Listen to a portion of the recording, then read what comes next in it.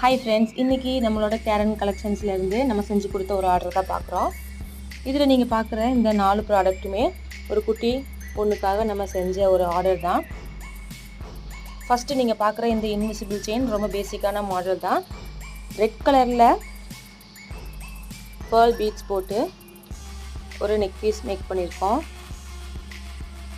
இது கூடவே மேட்சிங்காக ஒரு பட்டர்ஃப்ளை ஹேங்கிங் போட்ட ப்ரேஸ்லெட்டும் நார்மலான கிளாஸ் பீட்ஸில் ரெட் கலர் ஸ்டோன் ஸ்பேசர் போட்ட